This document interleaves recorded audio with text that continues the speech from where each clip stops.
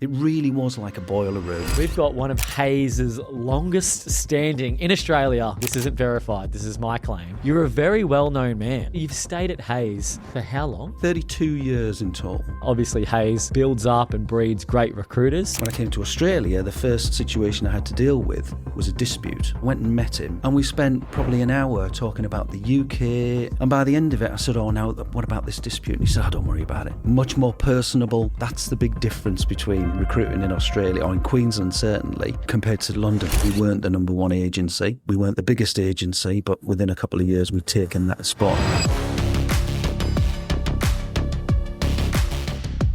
Welcome back to another episode of Confessions of a Recruiter. We're joined by a very special guest today. We've got one of Hayes' longest standing in Australia, maybe, this isn't verified, this is my claim, longest standing employees, Darren Buchanan. Thanks for joining us, Darren. Pleasure. Good to be here. We've talked a bit in the past, so it's actually good to meet you all in person at last. 100%. So I think this podcast is going to be pretty special and pretty interesting. And there's a few reasons for that. One is you've been at Hayes for a very long time. So you would have more than anybody some really good insights around what makes a good recruitment business, a good large recruitment business work well, and some of the things to avoid in a good large recruitment business that we don't normally have. So normally our guests are either new agency owners, small agency owners, recruiters. Your experience is quite different to, I think, anyone that we've had on for that fact, which is awesome. And I'm really excited to peel the layers back there. And then secondly, you're a very well-known man in Queensland, especially for a lot of our partners, give you a pretty big pump up and say you're a great bloke to speak to. They enjoyed working with you. We've got a lot of ex-Hayes recruiters that have gone on to start their own recruitment agency. Obviously, Hayes builds up and breeds great recruiters. So, kudos to that. And you're probably a big influence in being able to do that. So where should we start today? Because I've got a range of different questions and I just don't want to scatter our guests, but perhaps maybe let's just start with a couple of minutes overview on how long you were at Hayes, because you've recently gone a different direction, when you started and kind of what that shift looked like from going from the UK to Australia and then getting boots on ground. And can you paint us a little bit of a picture on that for context? Yeah, so like many people, I fell into recruitment, and even to this day, many people fall into it, inverted commas. I'd been in Australia backpacking back in 1991, which wasn't that common back then. So that was really interesting, had a great time, wanted to go, had to go back. I couldn't get sponsored, so I had to go back to the UK and went to London, got a job at Selfridges, the famous department store. And a friend of mine there, a girl, said that she'd got a job in recruitment. And I thought, what's that? Never heard of it, never been on my radar. So I thought, well, I don't want to stay working in the menswear department for the rest of my life. So I had a look in the newspapers and saw a couple of adverts, one of which was for Hayes. So I thought, I'll ring them up. So I rang them up. Yeah, somebody will get back to you. Nothing for a week, right? I rang them every day, 3 times a day for a week. Did you? Yep. Wowee. God, you were already a recruiter. Well, I was in London with this northeastern England accent, right? Yeah. And they were, I think, hoping for somebody from the south. So they were like, oh, this northern bloke keeps ringing up all the time. So in the end, I persisted. Good trait of a recruiter. And they took me in. And since then, never looked back, stayed with the same company, worked my way through. About 11 years into my career in London, I had a family by that stage. And I decided that London probably wasn't the best place to bring up kids. Having been to Australia, always wanted to come back. So put in an application. Wanted to go to Sydney, like everybody does. Yep. And because I'd worked in Toowoomba, I saw Queensland as the big country town. But the boss at the time, a legend of recruitment, Nigel Heap, in Hayes, said, oh, we want you to go and have a look at Queensland. And I said, no. No, it'd be too big a culture shock for the missus, for my wife, going from London to a big country town. He said, look, we'll send you out there for 10 days. Have a look, see what you think. He did. He put us up in Noosa for the weekend. Deal done. Yeah. That was it. And then in 2003 came here, and I've been here ever since. And so you've stayed at Hayes for how long? 32 years in total. An incredible tenure at one company. One question that this just comes to mind is, what was the difference between UK Hayes and Australia Hayes? Because there's a bit of a cultural difference between recruiters from the UK. They're smashing deals, they're transactional. This is the stereotype, not that they always are. Yep. And then you come to Australia and we're like laid back, we're lazy, we don't work very hard. We want work-life balance and, go for a surf on the weekends and so on and so forth. How would you describe the difference between UK Hayes and Australia Hayes? Do you know what? It wasn't that different internally, because a lot of the people in the senior leadership positions back then, when I came here in 2003, were from the UK Hayes business. Okay.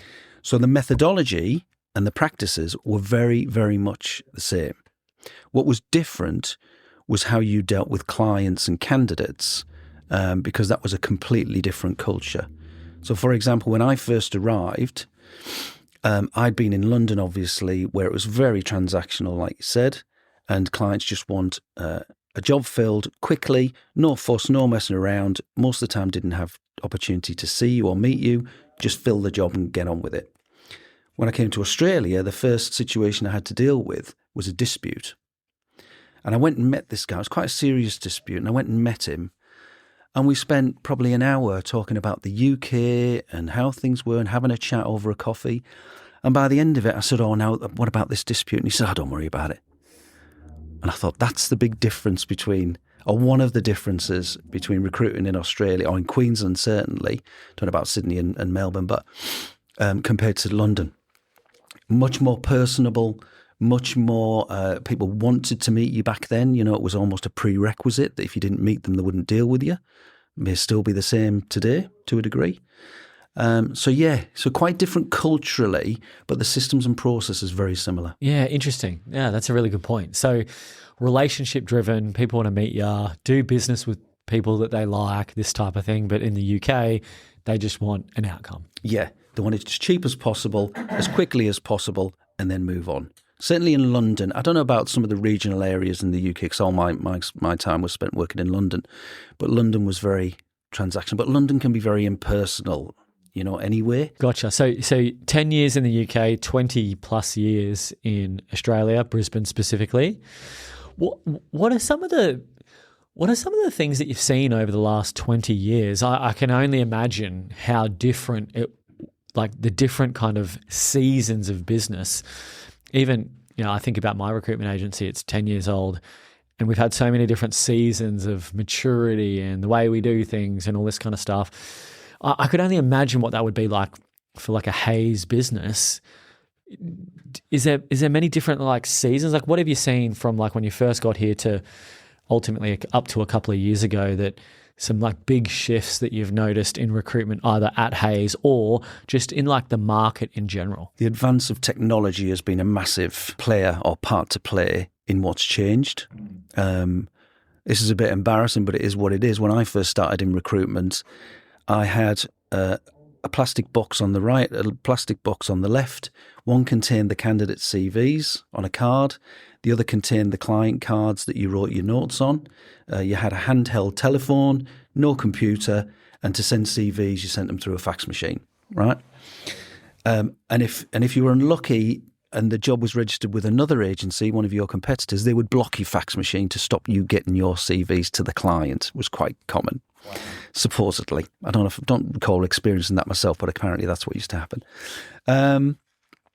So there was no technologies back then. There was no social media. We didn't have mobile phones or anything like that. Sounds like the Middle Ages, and I guess it probably was. But it was actually quite nice because all the recruitment was about you and what you did, not the technologies or anything like that to influence in it.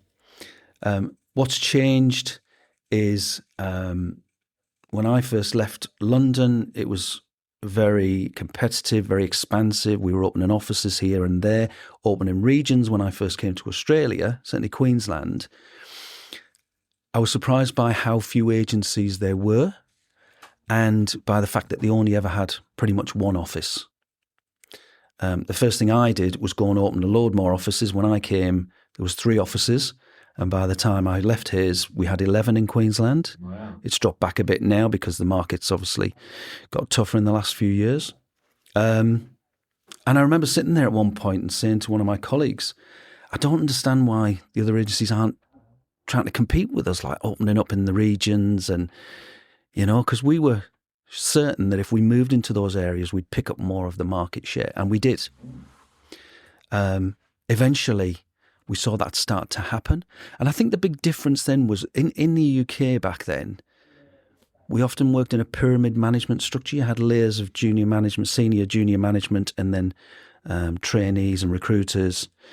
Whereas when I came to Australia, it was a very flat structure. There was a boss. There might have been people with other job titles, but it was very flat. They didn't have any management responsibility as such. Gotcha.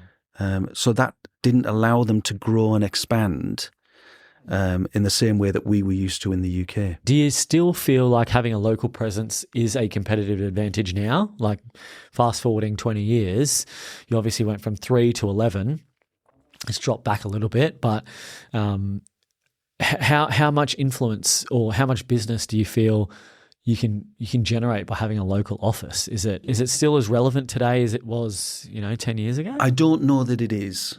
I think it's ideal if the business can support it because it's easier to access candidates, especially for interviewing and what have you. But obviously, with the advent of AI, technology, social media, all that can be done remotely now. So I don't think it is as crucial. I think still getting in front of clients is still very crucial. But again, you can do that not as well as you can face to face, but you can do it over Teams calls or Skype or whatever it might be. Yeah. Is Skype still a thing? Not really. It isn't, is it? Teams, show my age there. Yeah, Zoom. Zoom, that's the one I meant. Yeah. Skype. I wonder if anyone doesn't know. Do you know what Skype is, Sergi? Okay, so it's not too bad, mate. There you go. So you scaled up a lot of the offices, but it wasn't like a pyramid structure. It was different, was it? Like when you were running it for Queensland, like how was those reporting lines? What did you see work and what did you see that like probably didn't work? Was there a couple of different variations of an org chart that you guys went through, or was it always pretty like streamlined from taking what's working in the UK and just plugging it into Australia? Pretty much that. I just took what I'd been doing in the UK, using that pyramid management structure, promoting people into those roles, which gave them an extensive career path, and just followed that model, and it worked. When I arrived in Queensland, we weren't the number one agency.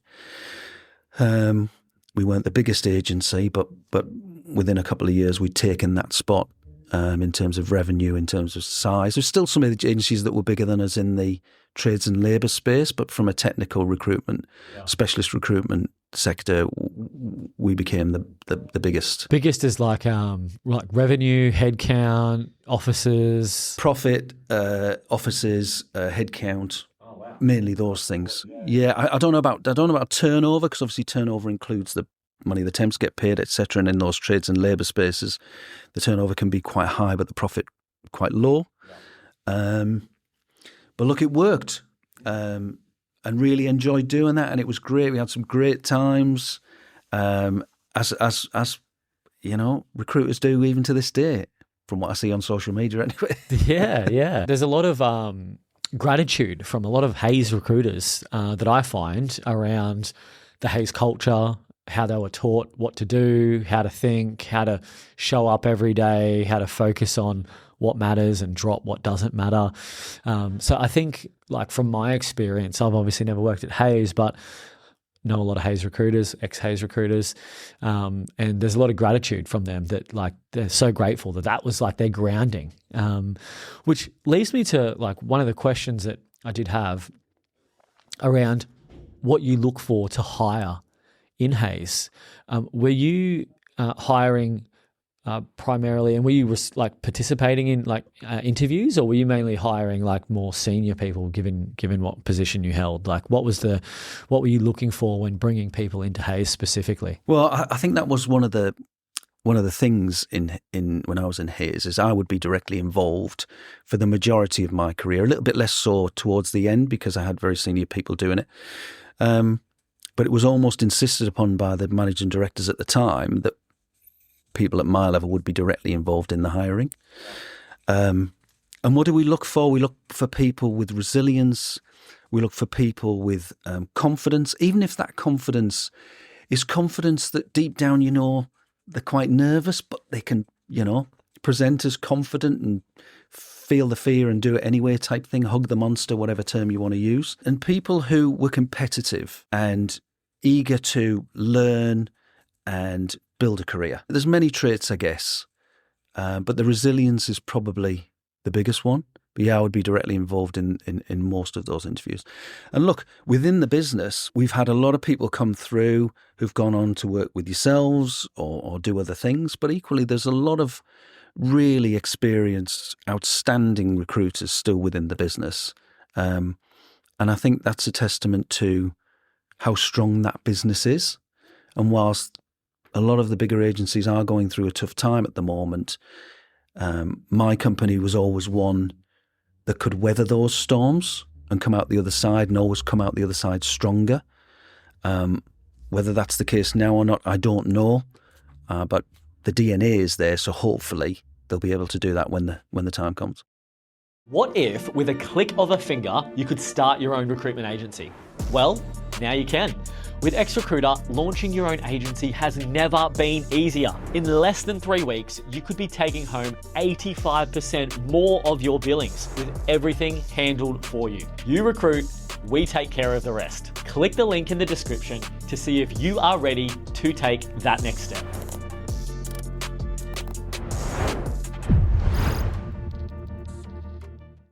One thing that always goes through my mind, especially when it comes to like technology, AI, and trying to innovate the agency, when you've got like a Randstad, a Hayes, a Robert Half, like these businesses are just so big that any operational change would be a complete nightmare, like really, really tough. And so sometimes I sit and I reflect and I think, how could you even pull off like updating your CRM from something from 20 years ago when you've got so much legacy data, processes, policies, rules, terms, like all this stuff, all of it needs a rewrite. And it almost seems like it's like such a big job that you almost don't want to do it. And you just got to like bleed it out until like, I don't know when the time is to like redo your CRM or your database or get up to speed with things. So what have you put thought into like these new CRMs that are coming out now, this new AI that's evolving and I don't know, maybe you've experienced it firsthand, but like how would the big agencies be able to adapt given their size and all this like legacy process that they've got? Is there any hope for them? Or in my time with the company, I was involved. I was the manager of the front office systems team when we were implementing some of these new CRM systems, ATS systems. I think over the years, it's become increasingly difficult for big companies to implement them effectively, especially if they've been rushed through. I think one of the challenges that the big companies do face is that technology is changing so fast, it's very difficult to keep up with it. But probably more importantly, if you go down the wrong path, there's a huge amount of money, time, energy invested in taking it down that path. And if it's the wrong one, it's very, very hard to steer away from. You're almost committed to it until the end. And if it's the wrong one, it's very, very costly. And I think that may have happened with some of the bigger companies. I don't know. But certainly that's where I think it's becoming most difficult. Whereas in a small boutique, smaller mid-size agency, it's very much easier to pivot, switch, swerve, but in big companies, very difficult. Yeah, I think I swapped CRMs 3 times at my agency, and we only ever had 10, 12 people. For me, that was brain damage. Trying to get 10 to 12 people to swap their CRM, swap their habits, teach them not just the features and the benefits of this new CRM, but like an entirely new workflow. That's one of the hardest parts. It's not like, oh, this CRM can do everything. It's like, all right, well, what are my new habits and workflows that I need to be doing now to hit my targets and make life easy for me? And so I just think about like Hazes and Randstads and all these big agencies, and I get bamboozled with how on earth these guys are going to pull this off with thousands of recruiters that are probably 5 levels below where they are actually making decisions. So you got to get buy-in from the leadership team, then the senior management, then the middle management, then the billing managers, then the recruiters. But we were very good at that, to be honest. Because those layers of management that you have in place facilitate being able to do that. You pick your best people who are good at doing that sort of thing, training and coaching on that sort of thing. You invest in a few people who, we used to go for the detractors, the people who are most skeptical about it. We might pull them in and get them on board. And then, they're the best people to sell it for you if they were initially skeptical. And you've got to remember, these big companies have a lot of layers of support. Right, much, much more than you can ever imagine if you're working in a smaller agency, unless you've worked in one of the bigger ones. And so it's cascaded down with the best people most effectively. Doesn't always work. The most difficult people to convert or to bring on board are often the most experienced recruiters, because they're used to a set way of working that works for them. So they can be the hardest to get on board with this system. And in fact, in some ways, it can bring the business into a lot of conflict, because you're trying to set KPIs or standards for everyone, and typically it's the bigger billers, the most experienced recruiters, who aren't meeting them. And then that looks bad for the juniors who are going, well, why do I do it when he doesn't or she doesn't? So you've got to manage that, try and manage that. And that can be a challenge. But the balance is, if you push those top recruiters too hard, you're at risk of impeding their ability to do their jobs effectively. And the best recruiters, they don't use the CRM systems or the ATS systems as much as the more junior ones, because they know their candidates, they know their clients, they understand the depths and the nuances of recruitment. If the system went down, they could probably still manage to a degree far more effectively, certainly, than a junior person could. How do you manage that? Because I'm very confident that there would be a bunch of agency owners right now who are in a situation where they've got their high performers who are not like lone wolves or rogue, but they just want to get left alone to do their thing and bring in the money, right? There's no nefarious, rationale behind, why they just want to get left alone. They just want to do their thing.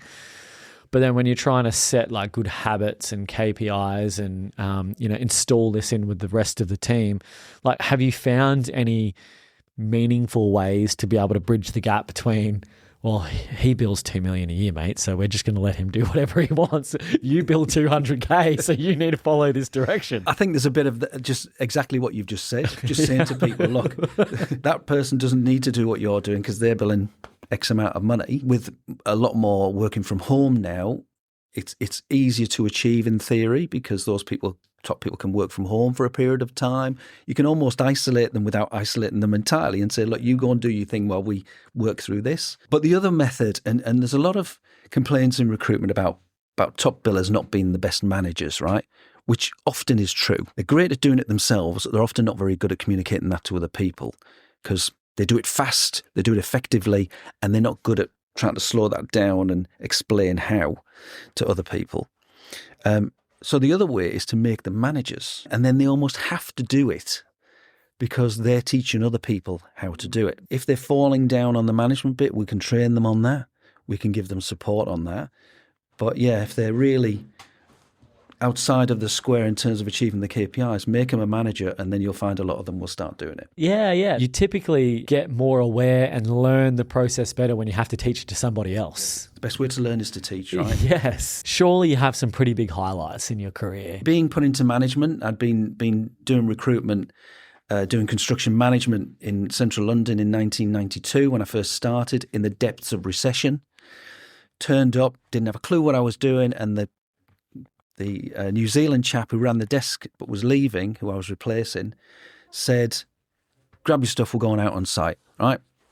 Off we went.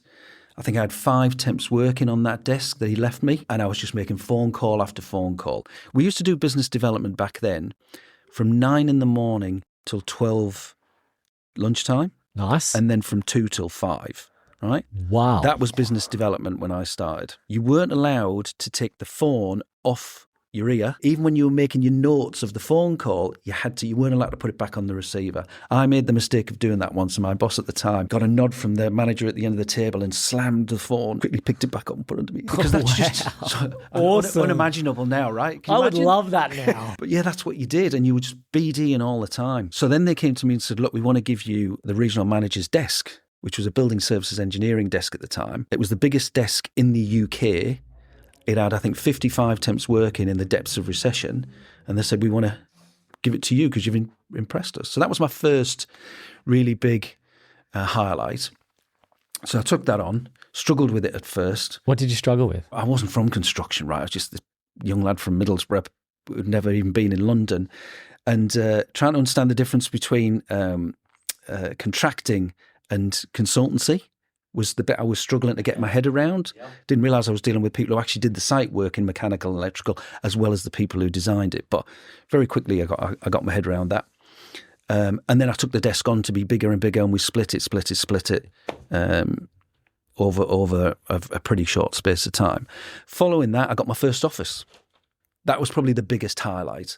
Got my own office to manage upstairs in the building that we were in. And ran that. How does that even come up? So you're smashing it, you're proving yourself, you're well liked amongst your colleagues. Is it a conversation that you steer and go, hey, like one of my ambitions is to have my own office, and they kind of reward you with that? Or is that like they tap you on the shoulder and go, hey? Taking that desk on, I was then given responsibility for managing a couple of people within the existing office. And we were the first team to do 100,000 coming out of recession, £100,000 in the country. So they tapped me on the shoulder and said, hey, we're going to give you your own office. You didn't really ask back then. Okay. Right, because you weren't involved in the plans and what was going on and what the thoughts were. You got tapped on the shoulder and said, we want you to do this. And you didn't say no. So I got my own office. So that was a massive, massive highlight. Then I managed a region with, I think it was 5 or 6 offices in the southeast. Then came to Australia and built the business here, which has been an enormous highlight. Because in the UK, the way the business was set up, I worked in what was called Montrose at the time, and it was all construction and property related. Whereas when I came to Australia, I was given everything: IT, banking, office support, everything to manage. So that was a highlight. And then taking that business from 3 to 11, becoming the biggest specialist recruitment business in Queensland, and many other small highlights along the way. I remember there was one year we used to work in 4-week periods, so there's 13 in a year. Genius, by the way. I only heard about periods when I spoke to people from Hayes, and I thought, wow, there are 13 periods in a year. Yeah, there are. Yes. And it keeps it very neat and tidy. It does. We had, I think out of the 13 periods, we had 12 records in 13 periods, which that was obviously a massive highlight.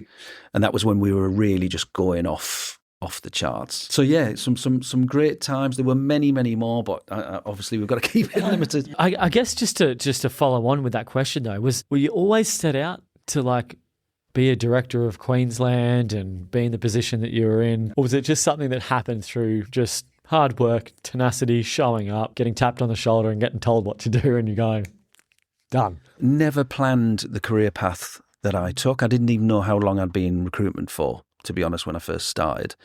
There was a fear of failure, which is very common with recruiters. That's what drives a lot of us. So there was certainly that. many years ago. But I just turned up, did the best I could, worked as hard. I loved it. I loved doing it. I enjoyed the whole. It was, something I'd never encountered. The London scene back in 1992, the fast pace of recruitment. It really was like a boiler room. I know it's a bit of a cliche for sales, but it was. People would smoke in the office. You ate your lunch at the desk, always. That wasn't a choice or expected. It was demanded, right? You get your lunch and you come back to your desk. I'd work till 9 o'clock at night. I was totally absorbed in the thing. Did you ever wonder what it would be like to work at another agency? Surely you toyed with it. You went for a few interviews, you got a few counter offers and you stayed. Did that ever happen? I'm making that up, but 30 plus years in the one business, surely you've dipped your toe in the water. No, I'll tell you what happened, right? When we hit 100,000 for the first team in the UK to hit 100,000 coming out of recession, my bosses on the Monday, we celebrated on the Friday. I kid you not, this is absolutely true. My bosses at the time, the regional director and the senior manager, took me downstairs and said, congratulations on, achieving the 100 grand, blah, blah, blah. We're going to cut your wages. And I went, what? And they said, because you're in London, I was earning at the time, so you're earning more than some of the managers are earning, right, in the other regions. And because you're in London, you have opportunity to earn more than they do. So we're going to cut back your commission. And I argued the case and everything, but they were not for changing, right? They just told you what they were going to do. That wasn't the first time. That's happened a couple of times to me, to be honest. Slightly different scenarios, but it's happened a couple of times. So then I went looking, and I went to see this agency that was one of my main competitors in that engineering space. And they said, come and have a look at the office. And I went in, and there was one guy sat with his feet up on the table reading the newspaper. Another girl was just walking around the office. The whole thing was so relaxed. This was about 9, 10 o'clock in the morning. And I've looked at it and I've thought, they're not doing anything. Compared to ours, no wonder we're smashing them, because we'd be on the phones by now, hitting it hard. And I just thought, nah, the grass isn't always greener. So then I went back and knuckled down, got given more and more responsibility. And of course, my salary grew with that responsibility. And yeah, never looked back, really. Good on you. I don't know how I could sit someone down after, like, your best performer down and go, we're taking your comms away from you, mate. You got to have a bit of a backbone to be able to straight face your best consultant and go, we're taking your comms away. It was very different times back then, right? Jobs were hard to come by. People didn't change jobs anywhere near to the degree that they change jobs today. So it wasn't easy getting a job. Yes, I could have left, but like I said, I looked at see what was on the other side, wasn't impressed. So they could get away with it then. They wouldn't get away with it now, I don't think. Or maybe I was just too soft. I don't know. The bottom line is I stayed, and then from there we hit a massive record in that office. And my two bosses, the same two who'd cut my wages, came up and we were all celebrating in the office, and they said to me in front of everyone, they said, this is the best office in the company. Wow. That was a massive, massive highlight. We were disciplined, we worked damn hard. And we got things done and we cared. Some recruitment managers, some recruitment businesses would just chase the revenue, do the sales piece, but fall down on the service or the compliance or whatever else. I always focused on both of those in equal measure. So customer service was always very important, and so was the compliance. In Hayes, I was the top compliance almost most of the time. Number one, we used to have a chart, as you do, to measure performance, and I was more often than not, my region was the top. Did that mean that sometimes we might sacrifice a bit of sales? Maybe, but I knew I could sleep at night, so could my boss and so could my staff, because we were doing things right. And that's I think, one of the most aspects of how I manage my business I'm proud of. What are some of the low points where you go, man, that was a really tough time? Every recruiter goes through these slumps where they just got to keep cracking on. Probably 2008. Okay, GFC. Yeah, that was a tough one. Because we obviously had to let people go. Can you describe the moment or the realization that you had to go through, where whether it was a conversation with leadership or senior management, whether it was a conversation internally where the decision was made, hey, the way to get through this is to cut staff. What was that conversation like? Can you kind of describe that feeling or that conversation that led to that moment? Yeah, it's look, it came in discussions with my boss at the time about where things were at for all of us as a board, and we all collectively as a board made the decisions that we had to make.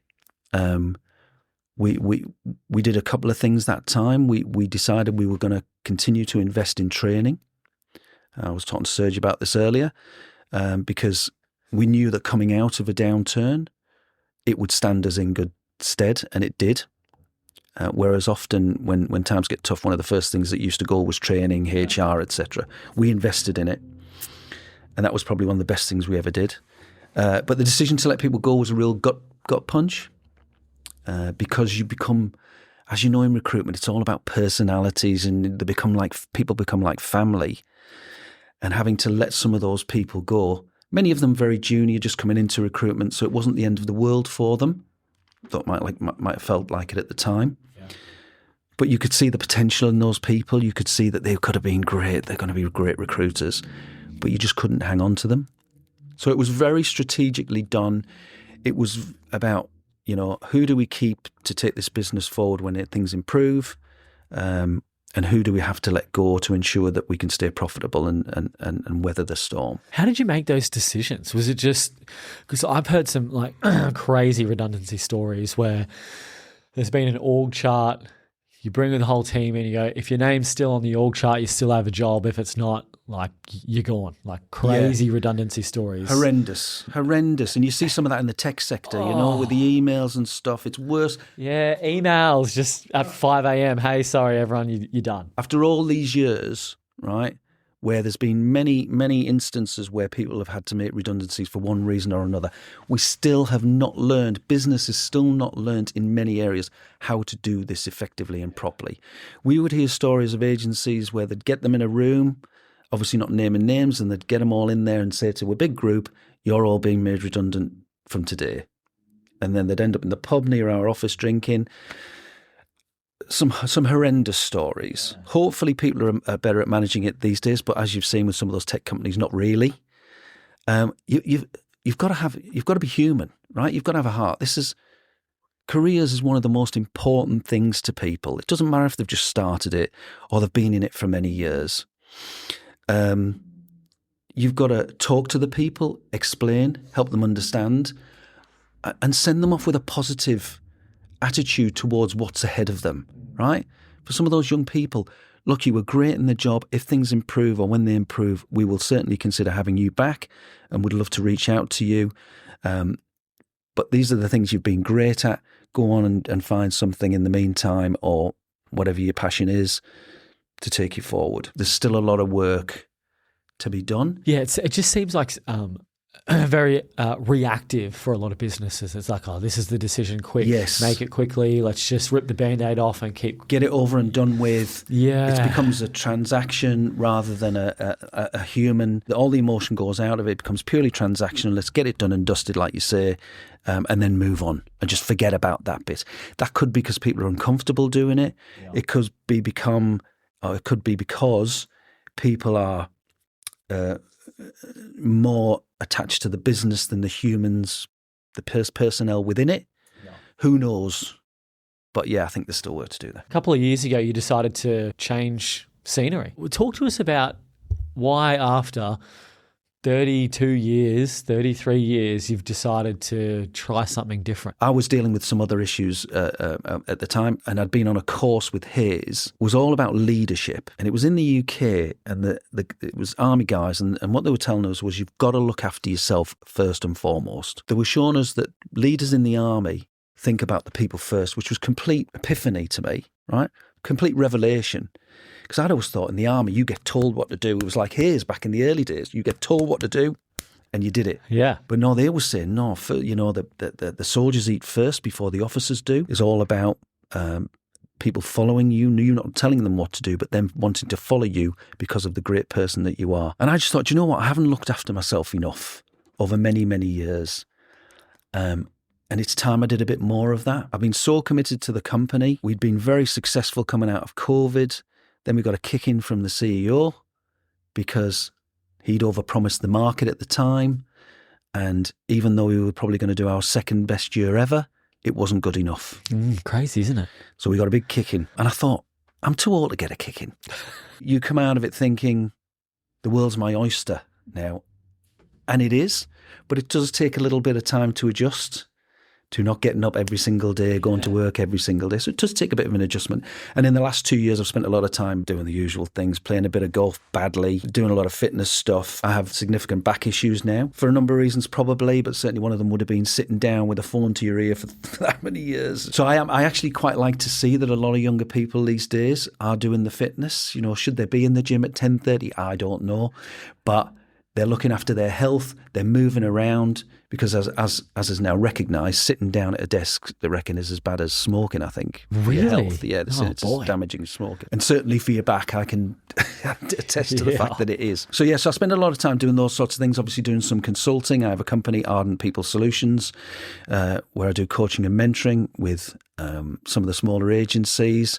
I recently did some work with a construction and property company, looking at their internal recruitment and how they could best work with the external recruiters. Ah, gotcha. And that was really interesting, seeing it from the other side. What are the challenges the internals recruiters face dealing with agencies, and what are the challenges, which I already knew a lot of them, that the agencies face in dealing with an internal team, and how do you bring that together?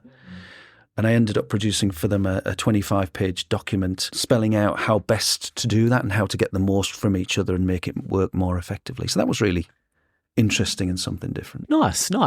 And is that like the direction that you want to go moving forward, or like where do you see yourself over the next 5 years, 10 years in the recruitment industry? Do you feel like that you're going to get a lot of fulfillment out of that, or is there other directions you see yourself going? Like what's in store for you? Don't fully know yet, to be honest with you.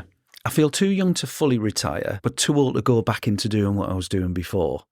And it's not necessarily too old, but the pressure and stress of that I just don't really sort of need anymore. I'm quite enjoying. There are a lot of businesses starting up, especially in Queensland, or moving up here from interstate. Some that I'm working with have again fallen into recruitment, but they're making some decent money. It seems like a lot of the smaller businesses, smaller recruitment agencies are going gangbusters in Queensland at the moment. Part of me goes, do you know what? Maybe I'll just do some Uber driving. Yeah, 100%. Go and work in Woolies, stacking shelves. No press, no stress, no pressure. Just taking it easy, and then doing, something I've never been able to with recruitment. Go home and leave it behind. Yeah. It's a lifestyle recruitment. I don't know if it still is as much for people who are at the level I was back then, but certainly it was a lifestyle for me, and I always struggled to leave it behind. So doing something that I can leave behind, and with the coaching and mentoring, I can do that because I can guide people, but ultimately the decisions they make are then on them. It's funny you say that. I was speaking to someone the other day. He's multi-million-dollar biller running his own agency, and then I've gone through my trials and tribulations of pressure, stress, etc., and so is he. And we were just having a bit of a joke the other day where he goes, mate, sometimes I just I line up for a coffee and I see the barista making the coffees. And I go, fuck, you've got it good. Yeah, I know. Now you're a multi-million-dollar biller running your own agency, creaming it, and you're looking at a barista going, fuck, I wish I could just do that.